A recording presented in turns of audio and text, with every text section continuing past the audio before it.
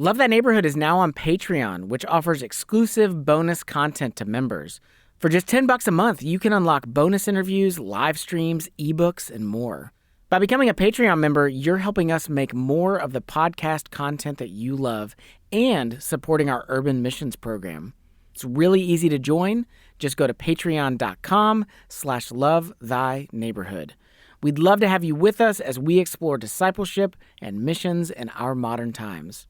Again, go to patreon.com/lovethineighborhood and sign up today.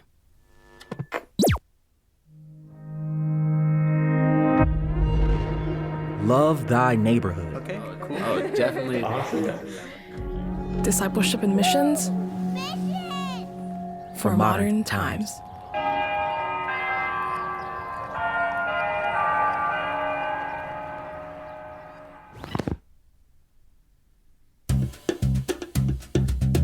Back in 2017, the Gospel Coalition ran an article with the following headline: "The number one reason missionaries go home."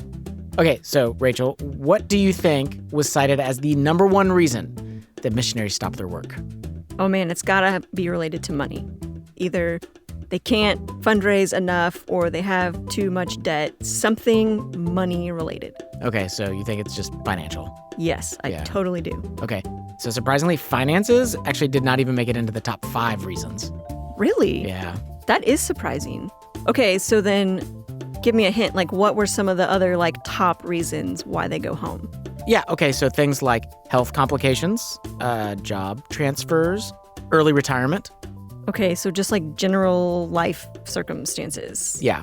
Okay, so then the number one reason, I don't know. What is it? Okay, according to this article, the number one reason that missionaries leave the field, it is not persecution, it is not finances, it's not even lack of fruit from the work that they're doing. The number one reason that missionaries leave the field is actually conflict with each other.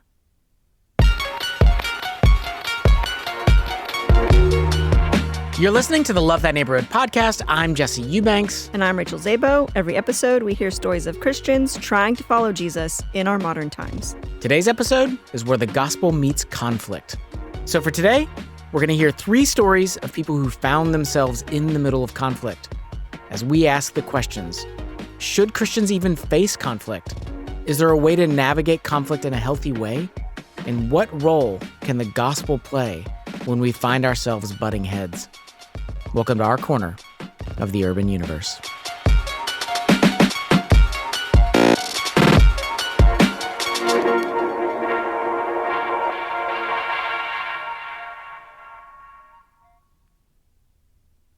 Okay, so let's take a quick pulse of things to have conflict over in our modern world. Can we not? Yeah. COVID-19, racial injustice, LGBTQ issues, Roe versus Wade. There is plenty of stuff happening in our world where we just have differing opinions that we are more than willing to fight over. Well, and that's just the conflict on the large scale. That's the massive stuff. But there's also conflict that we face in our marriages, with our roommates, in our friendships. Gosh, it feels like everywhere that we turn is just oh, there's more conflict waiting for me. Right. So I think before we go any further, maybe we need to do a little defining. So what do we mean when we say conflict? And for that, I spoke with a therapist. Yeah, sure. I'm Channing Palazzo, and I'm a licensed marriage and family therapist. So this is Channing, and she's been helping people deal with conflict for almost 25 years. So I asked her, how would she define it? It's interesting, as I was looking up the definition of that in the dictionary, there was so much negative connotation about the word conflict. The dictionary definitions involved words like battling and fighting, controversy, incompatibility, opposition. Yeah, I could see where that would sound like something that we as Christians should avoid. I'm thinking of Romans 12:18. It says, "So far as it depends on you, live peaceably with all." And so I hear, the words that she's using, things like battle and opposition, and those don't sound peaceful. Right, but Channing actually thinks that kind of definition of conflict isn't the right one. And for me personally, when I hear the word conflict, I see it more as tension when there's just differing ideas or we recognize differences of perspectives. Okay, so when Channing says tension, she means anything that's just not the same, like differences. So that could be difference in opinion, difference in personality, difference in what you want versus what this other person wants. So basically, anytime there's a difference, there is potential for conflict.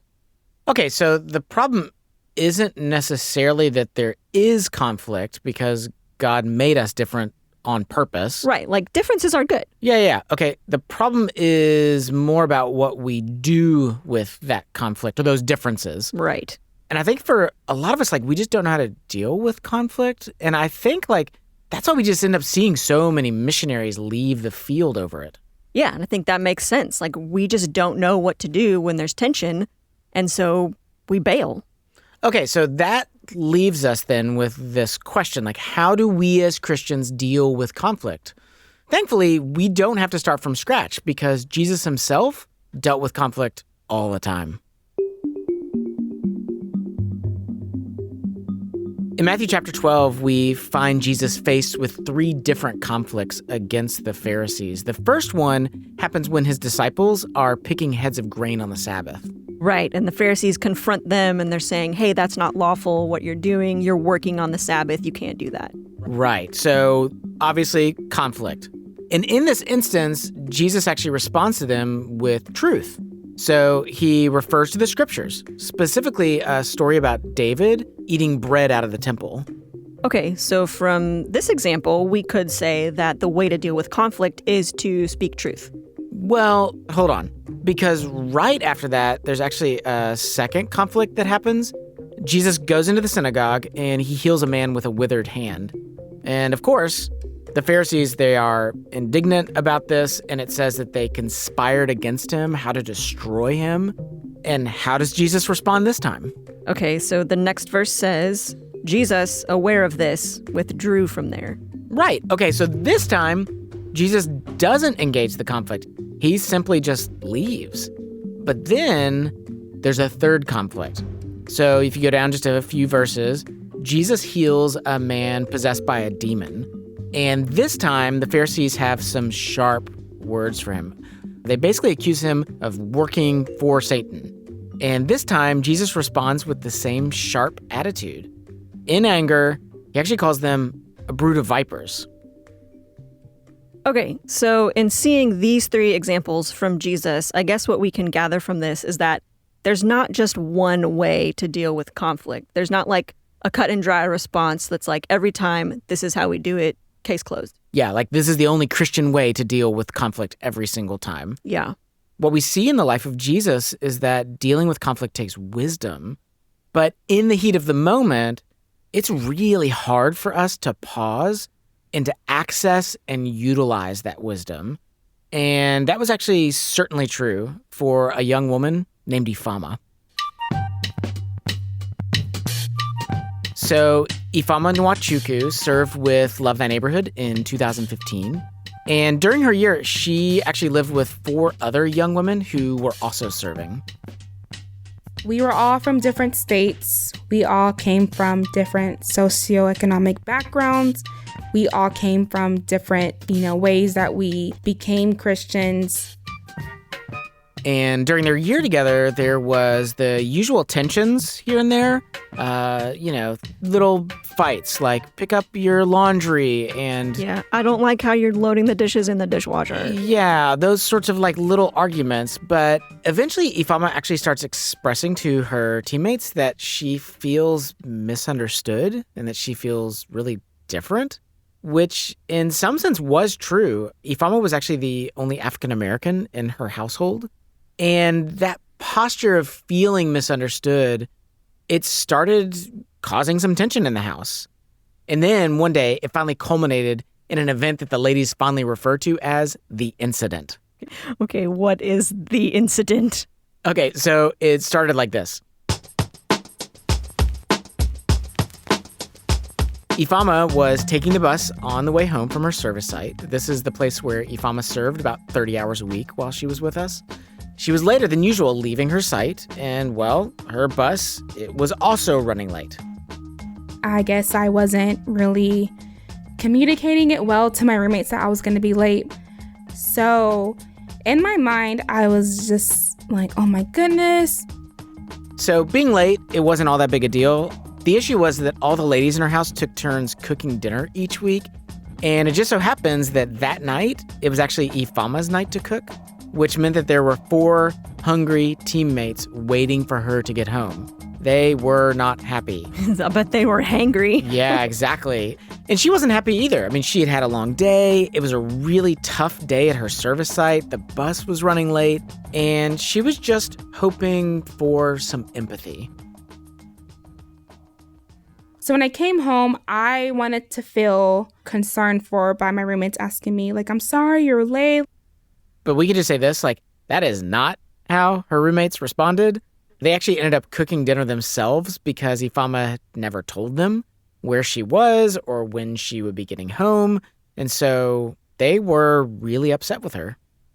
And then my roommates who were expecting me, they wanted me to be like, oh, I'm sorry, I'm late. Like, thank you for what they're doing, like started cooking for me. So I think like this is a bit of what like James is getting at in James chapter 4 when he writes that quarrels and fights come from our warring desires. Because even before Ifeama stepped into the house, there were desires and there were expectations on both sides. So you have people who are looking for affirmation in one another, but are so caught up in their anger that they're not going to give it. Like, I'm not going to say, oh, thank you for cooking for me when I felt like you don't care about me because I'm late. You're not going to be like, oh my gosh, I'm sorry you're late when you think I don't care about you because I'm late. So Ifeama finally gets home and things just explode. And then that's when kind of all hell broke loose. It turned into yelling, Yahtzee yelling, lots of inappropriate words. I mean, good grief. They're like yelling the F word at each other. Sentences like, don't you call yourself one of my effing sisters in Christ because you're not. Whoa. Okay, this feels like it came out of nowhere. Like, this went from, I'm mad because you're late and you didn't tell me when you're coming home, to like dropping the F-bomb? Like, what's going on here? Yeah, but remember, like, tensions were already a little high in the house to start with. I mean, with Ifeama constantly feeling misunderstood and the girls not knowing how to relate well to her. So this incident, it was just kind of the final push that finally just sent everything overboard. I was yelling because I was mad and I felt people did not care about me. So Ifeama's dealing with the conflict by yelling, but one of her teammates, Brittany, she actually responds to conflict very differently. Like the moment that people were frustrated that Ifeama wasn't home in time, my anxiety was already starting. I don't want to be here. I don't want to be here. I don't want to be here. Breathe. Find a way to disappear, almost.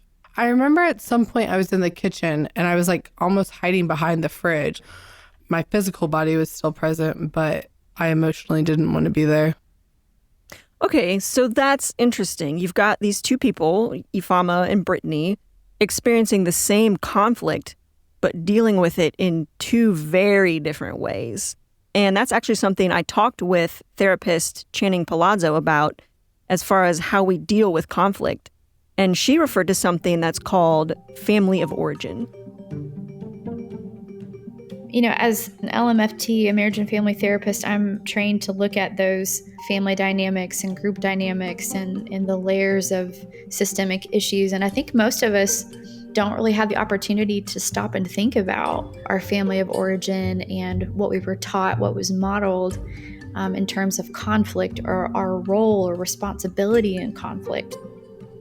Okay, so what she's saying there is this, is that the way that we learn how to deal with conflict, you know, our conflict tactics, a lot of it comes from what we learned from our family, how we saw our family approach it. A lot of it comes from what we saw as children, and we just model that.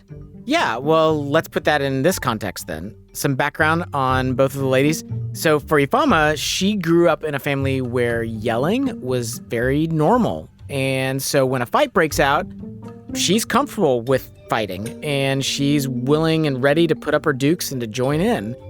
But for Brittany, because of what she had experienced as a kid, when conflict arises in her mind, it means something really terrible is about to happen, and her anxiety just skyrockets.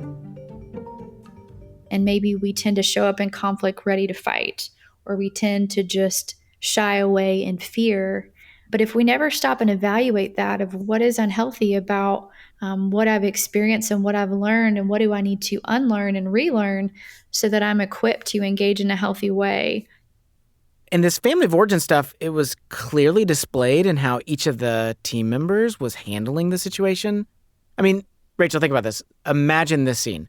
You've got Ifeoma and another teammate screaming at each other. You've got one in the middle trying to break them up. And then you've got poor Brittany hiding in a corner.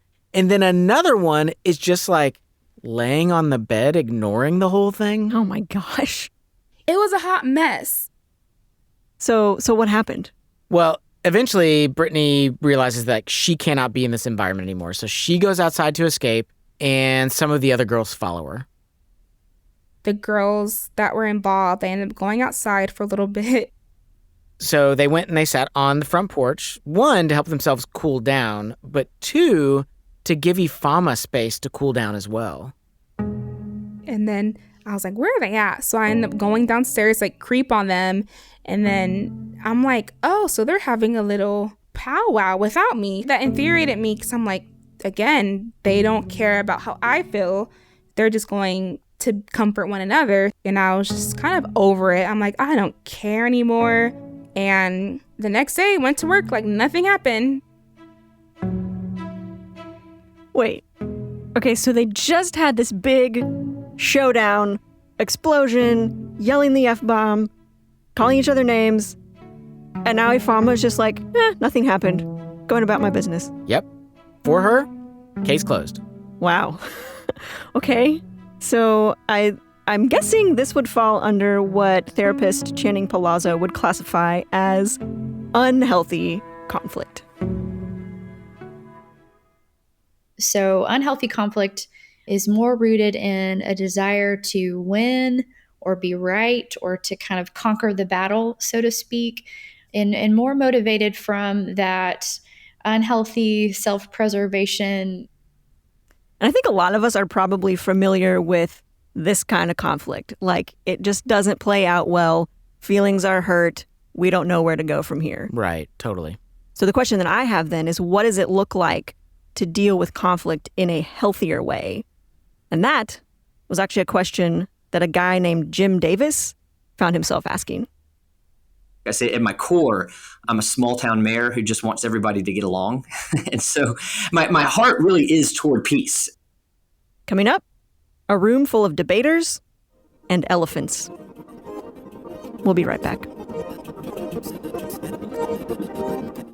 Hey listeners, it's Anna, media editor. Here at Love Thy Neighborhood, we partner directly with local nonprofits right here in Louisville. Over the past 7 years, our interns have provided over 130,000 work hours free of charge to local ministries. I'm Lisa Ray. I'm the development director for Beside You for Life. Beside You for Life is a pregnancy resource center that provides education and holistic care for women facing crisis pregnancies, responding to their needs and protecting the lives of unborn children. Beside You for Life seeks to provide a safe and emotionally supportive place for women to hear and experience the gospel while being equipped in very practical ways to live productive and flourishing lives. Lisa shared with me why she enjoys having interns around. First thing I appreciate about them is their love for the Lord. The second thing is their new perspective on things. So as staff members who are here all the time, we tend to do the same things the same way. When we bring interns in, they can give us new perspective, and they also bring a new skill set that we typically don't have on the staff. If you want a hands-on experience of missions in our modern times, come serve with Love Thy Neighborhood. We offer internships for young adults ages 18 to 30. Through the areas of service, community, and discipleship, you'll grow in your faith and your life skills. Learn more at lovethyneighborhood.org.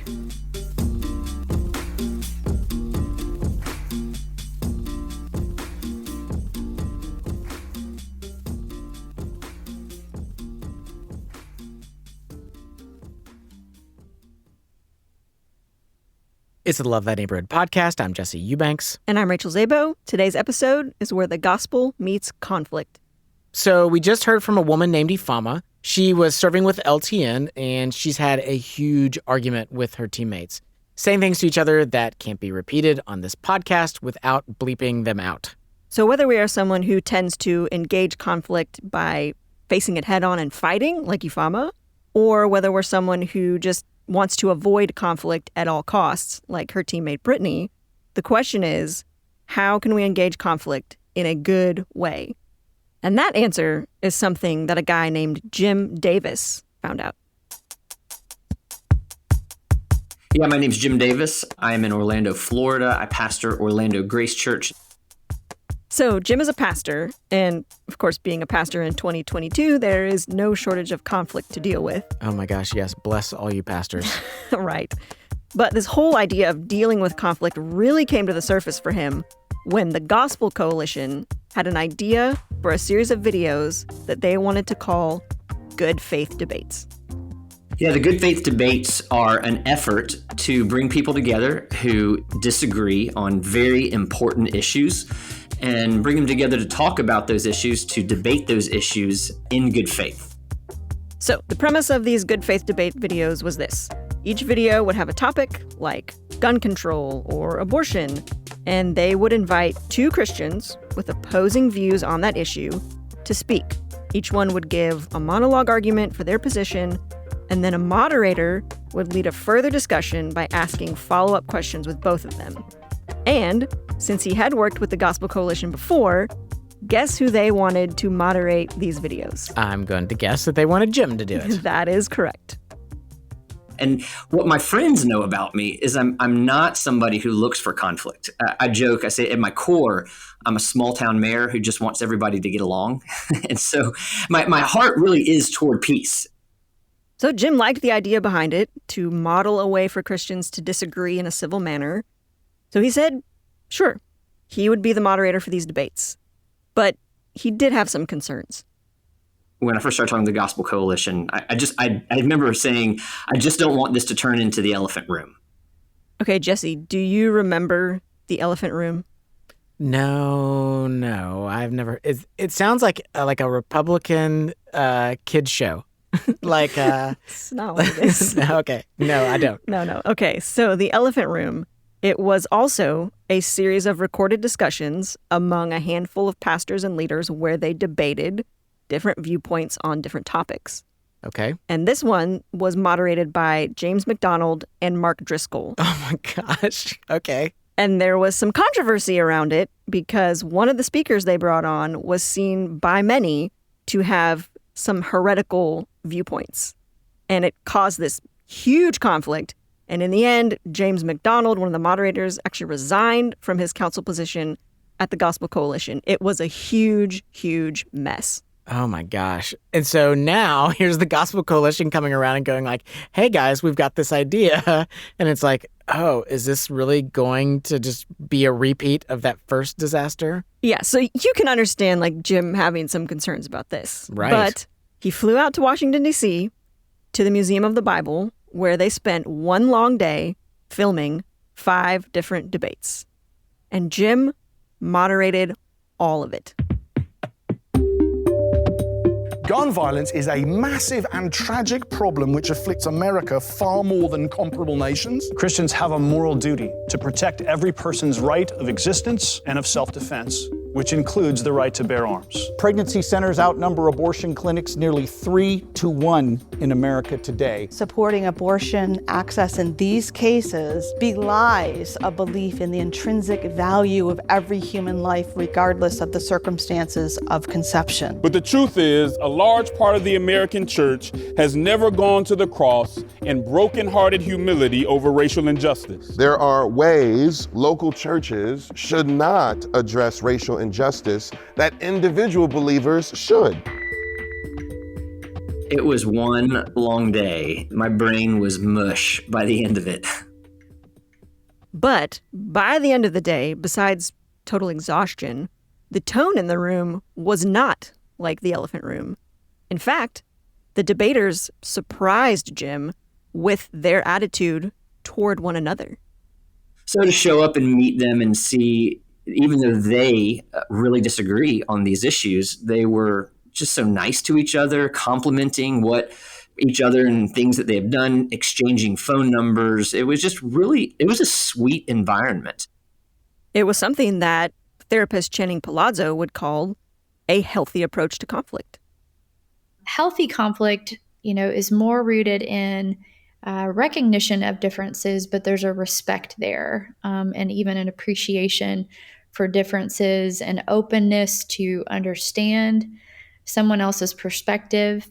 It's not perceiving a difference as a threat, so it can be more open and curious, less defended.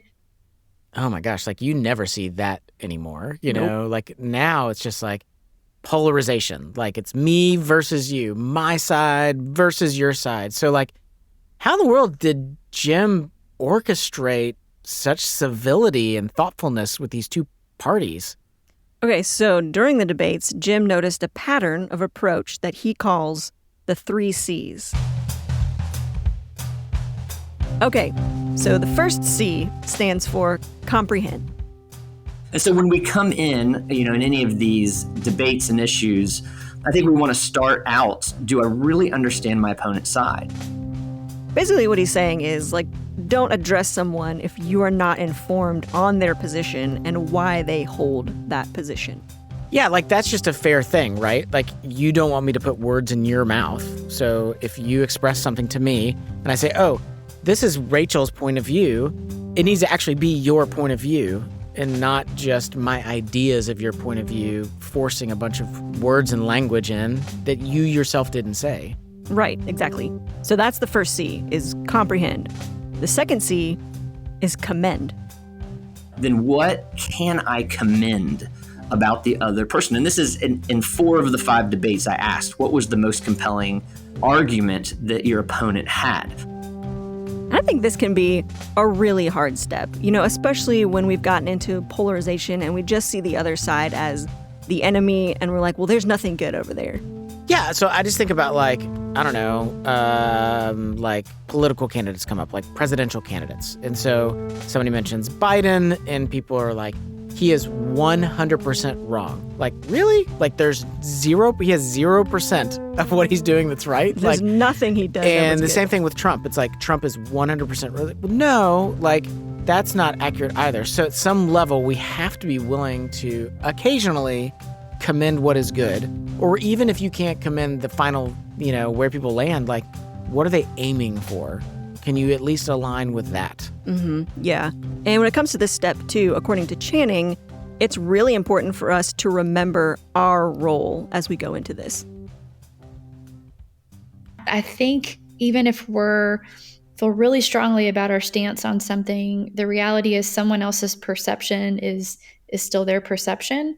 And it's not necessarily our job to change their perception. So even if we are, fully convinced that we are 100% right and our belief is truth, I still think it can sometimes cross a line if we feel responsible or like it's our job to change someone else's view, because we really don't have the power to do that. Okay, so the first thing is comprehend. The second thing is commend. Right. And then the last C is critique. Yeah, that's interesting because I think that most of us, when we face conflict, we skip straight to critique mode. Right. We defend why I'm right and why you are wrong. Right. And Jim is saying that's actually the last step. And Jim sees this 3 C's approach as being much more charitable and hospitable than simply, I'm right, you're wrong, let's yell, let's duke it out. And in fact, as Jim was able to really listen to these debaters and not come with that kind of defensive posture, he actually walked away with some different thoughts of his own. I walked into these debates largely knowing which side I was on, but there were a few debates where the other person made points that I need to engage in that. I would walk away in some of the debates thinking, am I as charitable as I think I am toward people who hold a different position? Because I was around people who really modeled that well. And Jim thinks if we can take this approach, this comprehend, commend, then critique, that we are less likely to run into a big explosion like Ifeoma and her teammates experienced. Which, by the way, whatever happened with them? Okay, yeah. So going back to Ifeoma's story, the day after everything happened, I actually get a phone call from one of the ladies, and they informed me that there had been this huge argument as a household and that no one was speaking to each other. And so I began to reach out to different team members one by one to try and figure out what had happened exactly. Some were pretending like nothing happened. Some of them were pretending like it was World War III. I cannot get like any kind of consensus. So I finally just asked them all to come to a mandatory meeting at my office. It was a time where everyone can kind of explain what happened. A group of us were sitting down and I just was having to talk to myself about like, you're going to have to assert yourself. You're going to have to say what actually happened. You're going to have to go places that you don't want to go. And I remember thinking like, is it worth it? I really questioned Ifeoma. Like, is she worth it? And so if you imagine, like, I've got chairs set up in a circle in the room and everybody comes in and they sit down. And we give space for each person to talk and to share their side of things. I know that I was saying hurtful things to one teammate in particular. I was like, will you forgive me? And then she was like, I can't forgive you right now. Like she said that. Okay, so it sounds like some people were really hurt by this whole incident. Yeah, it was a really painful experience for everybody involved, you know? The other thing is this, is like throughout the meeting, Ifeoma's body language is really just as cold and as defensive as can be. I mean, arms crossed, legs crossed, eyes staring at the ground. Like, it is very clear that she has a wall up and she is not going to let anyone in. She has resigned herself that this is a fight and she is going to continue to protect herself. But then, like, there's this moment where one person on the team decides to approach Ifeoma's fighting attitude with love and with kindness. She just looks at Ifeoma and she says, I don't care how mad you are, but you have to come home with us. Like, we can fight and you can be as angry as you want to be, but come home and fight with us because your place is with us.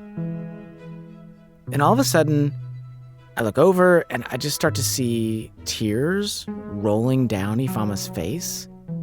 And she tries to respond, but it's like she can't get the words out, almost like she's choking on them. And finally, Ifeoma gets the words out and she says, I have no memories of ever being held as a child. And suddenly, like, we realize that underneath, like, all that conflict and all that fighting, there was just a little girl who just wanted to know that she was loved. And her teammate telling her to come home with them, that was the thing that broke down the wall.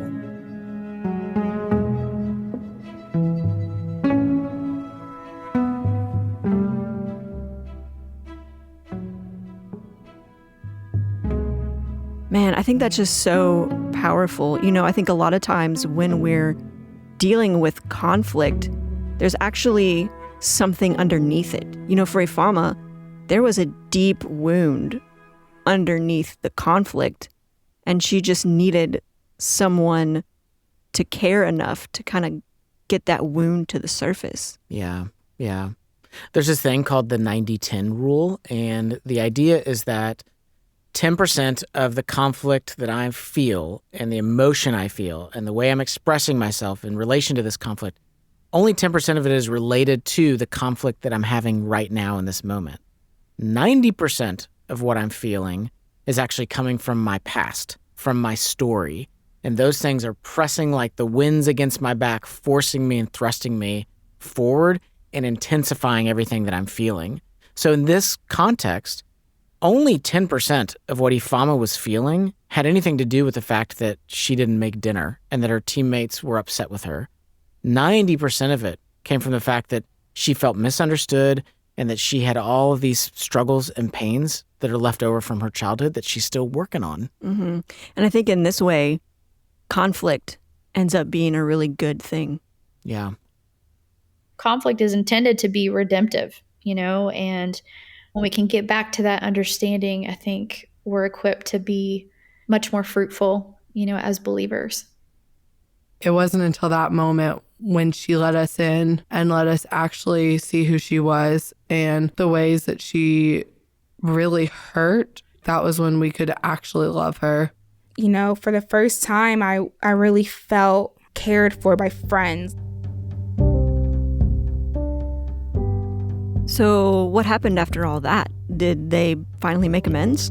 Yeah, they did. But far more than that, this conflict really drew them so close together that after their service term was up, Brittany and Ifeoma, they actually ended up choosing to continue to live together. For one thing, there's your family, but then there's your family, the people that choose to be your family. You're not just born there. And it's not perfect by any means, but I think for her, we became that place. And for one of the other roommates, the one that actually Ifeoma fought with the most during her time in LTN, about a year after the program ended, that roommate actually ended up getting married. And guess who was standing by her side as her maid of honor? Oh, wow.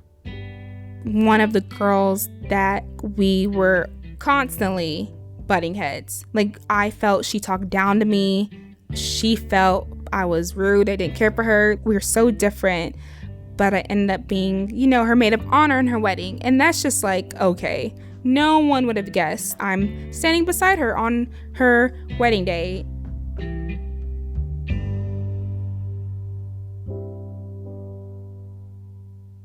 Man, I think that's such a testimony to conflict transforming Ifeoma's relationships into something beautiful. And that's kind of what conflict does. If you think about any good story that you love, think about your favorite movie or your favorite book. What happens in that story? The main character goes through conflict and they're transformed by it. And hopefully for the better. And that actually reminds me of something that Jim Davis said. He likens healthy conflict to this toy that his kids used to have. When one of my kids was younger, we bought them a rock tumbler. And a rock tumbler is, I don't know if you've ever seen one of these, but it's a little barrel, smaller than your head. And you put in this barrel these rocks and a little water and some other things in there. And you then turn it on for a month, which nobody told us it would run for a month when we bought it. But it's just rolling for a month. And these rocks are just slowly banging against each other. And after a month and I don't know, millions of little hits against each other, you open it and you have these smooth, beautiful jewels. And I think that's a good picture of what conflict does. When we know how to engage in conflict well, it's good for both parties. And it sanctifies us. And it's a way that Jesus conforms us more into his own image. And I think the image of Jesus is not ultimately about being right or about getting what's mine. I mean, when I think of Jesus, I think about love. I think about sacrifice. It's about loving our enemies, turning the other cheek. It's about picking up our cross and walking in the footsteps of our Savior. Yeah. And I actually have one more story that showcases the power of love in the midst of extreme conflict. But for this one, we need to travel across the ocean to North Africa. Stay with us.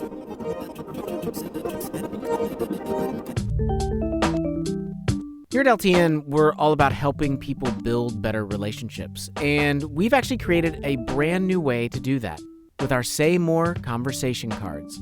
Say More is a deck of 100 questions to kickstart engaging discussions. So there's silly things like, which famous cartoon character are you most like? And there's also serious things like, what has been your hardest goodbye in life? You can use our Say More cards with your family, your friends, on a date, at the office. My family and I have been using them at the dinner table, and I've learned things about my kids that I truly never knew before. To grab your own deck of Say More cards, go to lovethyneighborhood.org and click the store link at the top of the menu. And while you're there, grab a couple more decks.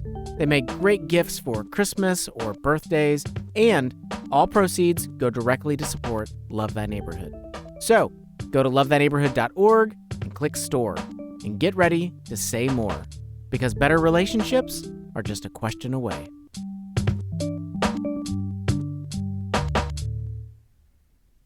Love That Neighborhood podcast, Jesse Eubanks. Rachel Zabo. Today, where the gospel meets conflict. So we've heard from Ifeoma and we heard from Jim Davis, and we've seen that conflict can be good for us and transformative for our relationships. But there's one other approach to conflict that I think stands out for us as Christians in particular, and that is love. And seeing love in the midst of conflict is something that a guy named Les Gross witnessed firsthand. So this story starts when Les took a mission trip to North Africa, and the gentleman he was with took him to a very particular region. So here's Les. Like, this is a very rural, isolated, mountainous part. One day he took me up on a mountain, and then it was overlooking a small to medium-sized city, and this city was like beneath me at the foot of the mountain. He's like, who's gonna make sure that these people have a chance to hear the good news? And Les felt the weight of that and immediately started praying right there on the mountain. Like, who's gonna come, God? Send somebody. And then God's like, what about you?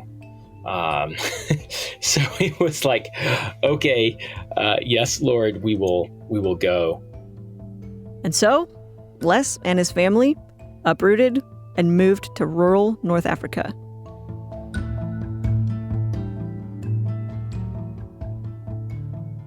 Now, outside the city where they were living were these two villages. And upon arriving, Les finds out that these two villages, they actually hate one another. In this part of North Africa, there's two groups that are in constant conflict with each other. And why is that? Okay, so the one village is called Demon Lake, and the other one is called Michael Village. And one reason they didn't get along was since they both existed on the same mountain, there was some discrepancy over what land belonged to which village. Their conflict really comes back to, like, they both have animals and they want to graze the animals. And it's like, we claim this meadow, this grazing land is our village's grazing land. And the other were like, no, it's ours. So it's like a little bit of like the Hatfields and McCoys kind of thing going on. Yeah, a little bit. But in addition to that, the other thing that caused major conflict between them was their religions. So Demon Lake was a Muslim village, and Michael Village followed a mostly African traditional religion, but with this like weird sampling of some Christian vibes. Like they would make sacrifices to different saints. Like it's kind of strange. But all that to say, religion caused an even further rift between these two groups. And so it was both over limited resources and over religious and cultural differences.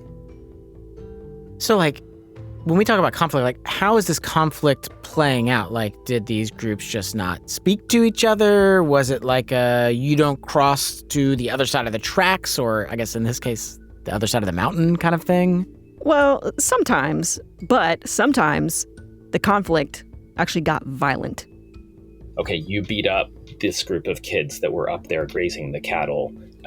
This person's permanently maimed because of that. And eventually it even escalated to the point where there was death on both sides. Oh, wow. Yeah, like it's pretty heavy. And now, here comes Les and his team onto the scene with the goal of trying to share the gospel between these two villages. So these villages, they're actually pretty hard to get to. So from where Les is living, it's about a 9-hour commute of both vehicle and hiking. So there's not easy access to the people in these villages. But then one day, one of the villagers ends up coming to them. This area of the country was being kind of prepared. It's a beautiful area, and it was being kind of set aside as a national park, and they wanted to train local people to be guides. So the government was creating this new national park out of some of the surrounding land where these villages were. And they were offering to train some of them to essentially be park rangers. And one of the people they chose was the head of a village elder in Michael Village. So this elder, his name is Dave. So Dave travels 9 hours into the city to attend this 6-month park training. 2 guys that were on our team, they were walking in that area of the city where the training was, kind of in a university area of town. And they bumped into this guy and shared the gospel with him in a tea shop outside of the university, and he comes to faith. Wow. Okay, so Dave just becomes a Christian. Yeah. Whoa. And then after 6 months, he goes back to his village up there in the mountains, and he leads his father to faith. And then through his father, like 180 other people in that village come to faith. That's amazing. Yeah. So there's this like total awakening happening in this village. Yeah, that's like old school revival. That's beautiful. Mm-hmm. And wait, and so which village does Dave live in? Okay, so Dave lives in Michael Village. Okay. So this miraculous set of events leads to more than 100 people in that village believing in Jesus. And then, a year later, Les has the opportunity to go to the enemy village, to Demon Lake. We came into the village, and this young girl, like 14, 15 years old, invites us to her house for a coffee ceremony. Now, in North Africa, coffee ceremonies are not like, hey, let's go grab some Starbucks and catch up. Like, it's this whole ordeal, and it takes hours to prepare. So Les and his team are sitting in this hut, and it turns out that this girl's father, Yassim, is an elder in the village. And then, as we're kind of in the hut, Yassim says to this little 4 or 5-year-old boy, shoo the animal out of the house. So typically these folks sleep with their animals inside to prevent wild animal attacks or theft. And so this little 4-year-old boy goes and hits this calf on the rear end with a stick so that it goes out of the house. But he says the child's name, and the child's name is Isa. And Isa is the Arabic word for Jesus. And it's not a normal thing. Like, there are people named that in the Muslim world, but it's not a normal name. And so we perked up at that, and he said, so why did you name your son Isa? Why did you name him after Jesus? And at that question, the elder Yassim stood up. And he looked at us and he said, before you share with me what God sent you here to share, I need to tell you a story.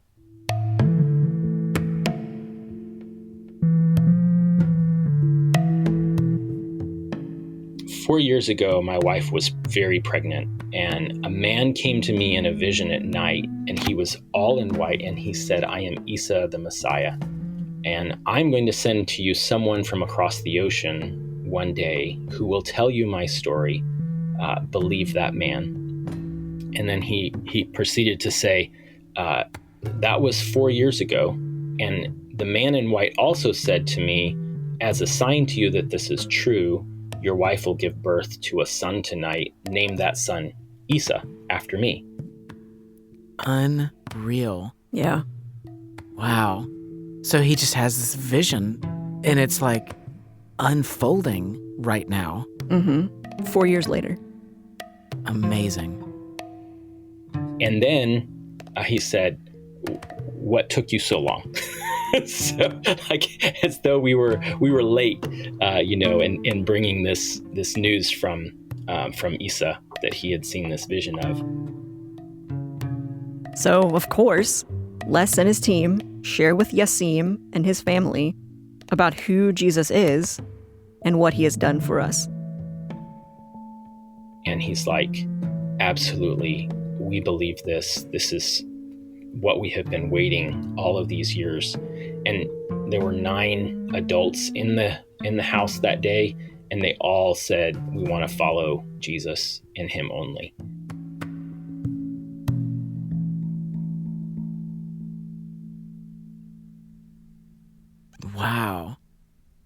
That's incredible. So at this point, like, people from both villages now have come to faith. That's right.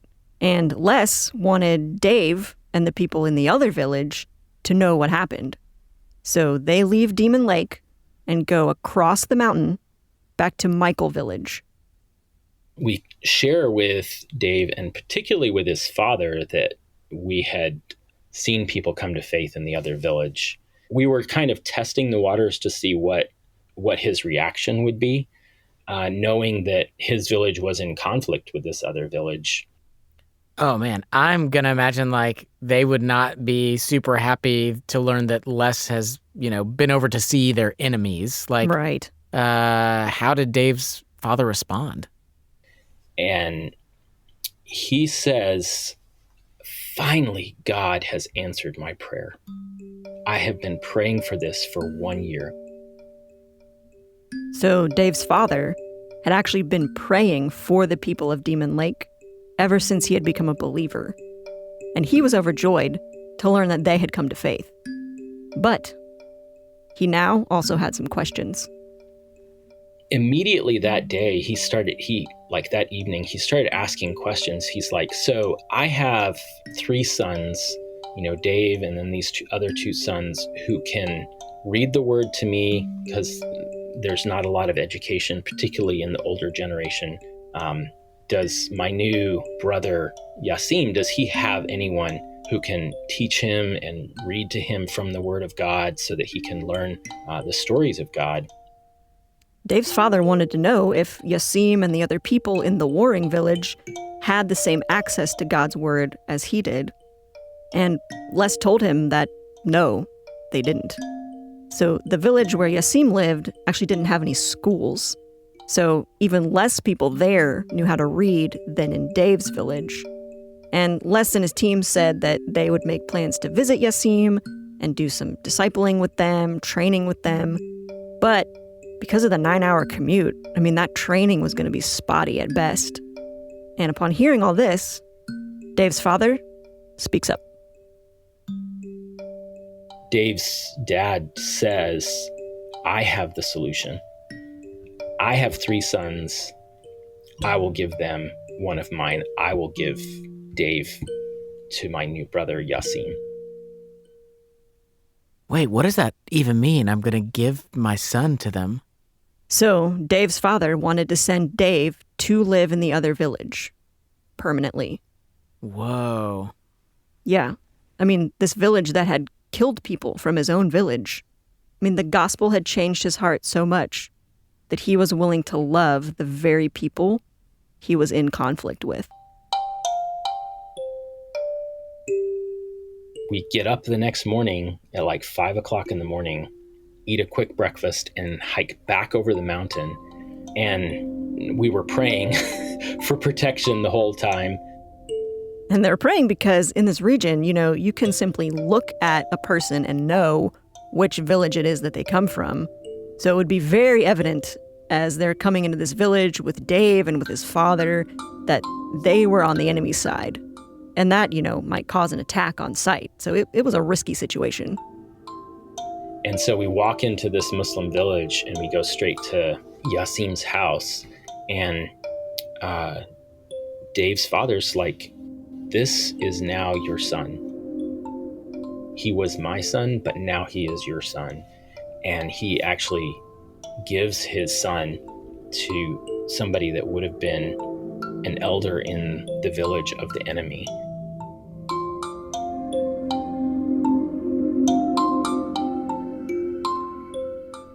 And what did Yasim say? How did he respond? Yeah, so Yasim, he accepted the offer. So Les and his team and Dave's father all went back to Michael Village, but Dave stayed in Demon Lake with Yasim. And while he was there, Dave read the scriptures to Yasim, and then Yasim was able to then teach those same scriptures to other people in the village.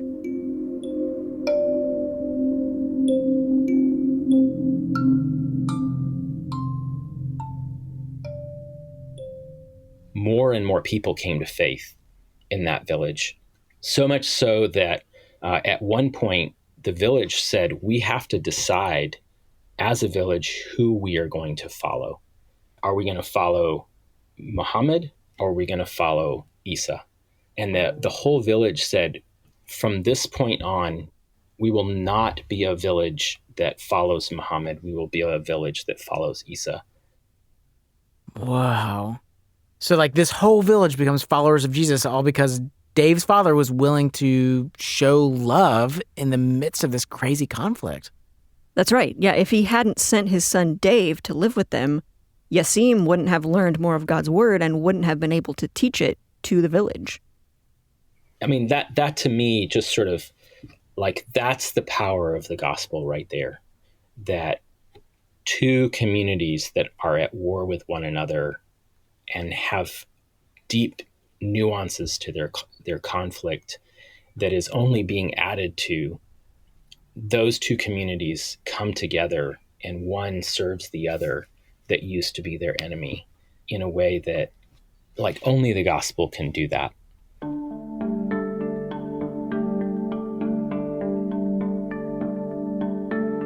So, the next time that you are faced with conflict, what can you do? 2 quick applications. First, learn your own conflict style. Just like Ifeoma was prone to fight and her roommate Brittany was prone to avoid, learn about your own default approach. A good way to do that is through our other show, the Enneacast. We're actually currently doing an entire series on conflict. I encourage you to check that out. Okay, so first thing, get to know your own approach to conflict. What's the second application? Okay, second, practice Jim's 3 C's. You said that they were comprehend, commend, and then critique. Yep. And this is especially good for big picture disagreements like national issues. So if you want to see this played out, check out the Good Faith Debates videos. You can find those at thegospelcoalition.org. The gospel is all about love in the midst of great conflict. Romans 5 tells us that apart from Jesus, we are God's enemies, that we are in conflict with him. But Jesus' death reconciles our conflict. He didn't shy away from the conflict, he engaged it head on with love and compassion. So, the next time you find yourself faced with conflict, ask yourself, how is God at work right now? How is he using this conflict to change me, to show me more of himself? And most importantly, since God has shown you love in conflict, how can he help you show that same love to the person you're in conflict with?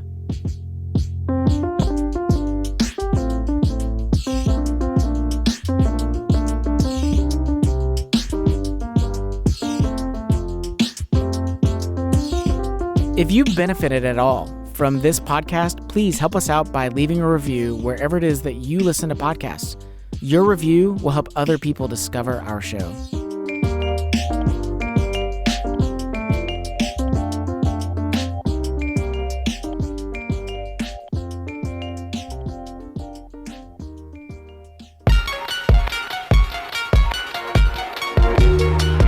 Special thanks to our interviewees for this episode, Channing Palazzo, Ifeoma Nwachukwu, Brittany Chimento, Jim Davis, and Les Gross. Our senior producer and host is Jesse Eubanks. Our co-host today is Rachel Zabo, who's also our media director and producer, and who the other day brought her big old dog into the office. And then that's when kind of all hell broke loose. Anna Tran is our audio engineer. Music for today's episode comes from Lee Rosevere, Poddington Bear, and Blue Dot Sessions. Theme music and commercial music by Murphy DX. If you want a hands-on experience of missions in our modern times, come serve with Love Thy Neighborhood. We offer internships for young adults ages 18 to 30. Through the areas of service, community, and discipleship, you'll grow in your faith and your life skills. Learn more at lovethyneighborhood.org. Which of these was a neighbor to the man in need? The one who showed mercy. Jesus tells us, go and do likewise.